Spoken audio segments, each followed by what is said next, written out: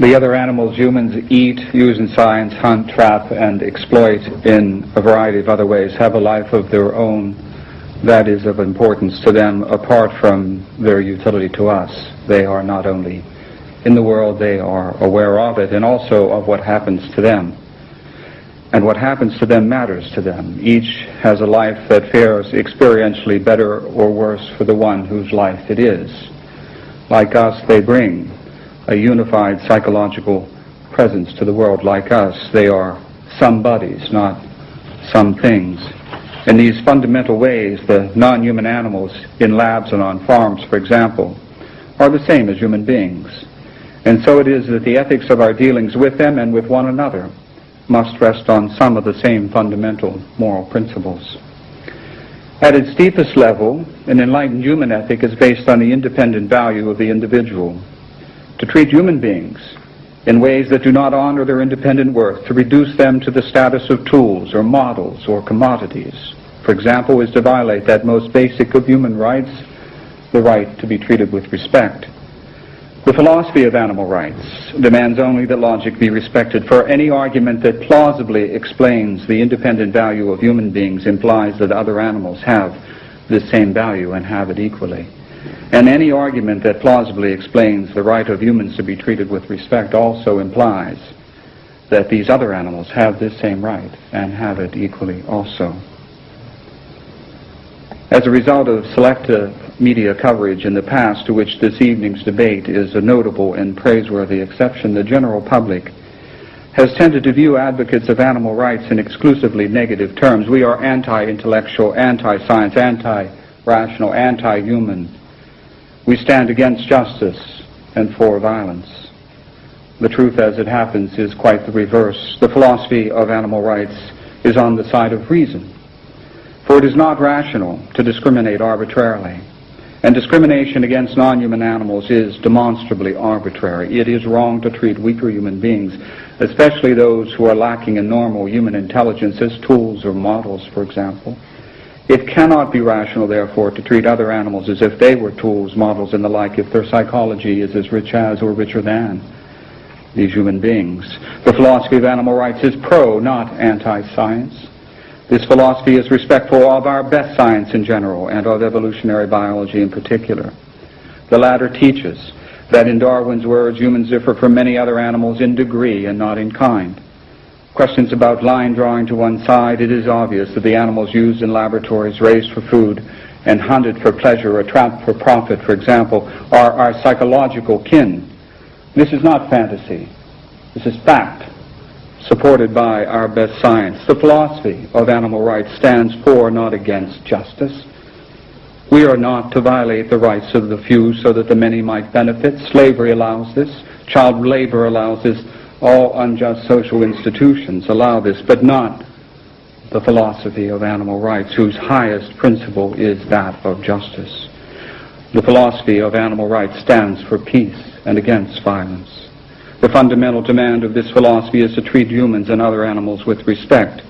This philosophy, therefore, is a philosophy of peace, but it is a philosophy that extends the demand for peace beyond the boundaries of our species.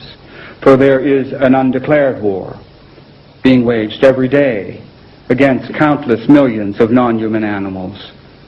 To stand truly for peace is to stand firmly against their ruthless exploitation. And what, aside from the common menu of media distortions, what will be said by the opponents of animal rights? Will the objection be that we are equating animals and humans in every respect, when in fact humans and animals differ greatly? But clearly we are not saying that humans and other animals are the same in every way, that dogs and cats can do calculus, or that pigs and cows enjoy poetry. What we are saying is that, like humans, many other animals have an experiential welfare of their own. In this sense, we and they are the same. In this sense, therefore, despite our many differences, we and they are equal. Will the objection be that we are saying that every human and every animal has the same rights, that chickens should have the right to vote, and pigs the right to ballet lessons? But of course we are not saying this. All we are saying is that these animals and humans share one basic moral right, the right to be treated with respect. Will the objection be that because animals do not respect our rights, we therefore have no obligation to respect their rights either. But there are many human beings who have rights and are unable to respect the rights of others. Young children and the mentally enfeebled and deranged of all ages. In their case, we do not say that it is perfectly all right to treat them as tools or models or commodities because they do not honor our rights. On the contrary, we recognize that we have a duty to treat them with respect. What is true of cases involving these human beings is no less true of cases involving other animals. Will the objection be that if other animals do have more, even if other animals do have moral rights, there are other more important things that need our attention: world hunger and child abuse, for example, apartheid, drugs, violence to women, the plight of the homeless. After we take care of these problems, then we can worry about animal rights. This objection misses the mark, for the rank and file of the animal rights movement is composed of people whose first line of service is human service.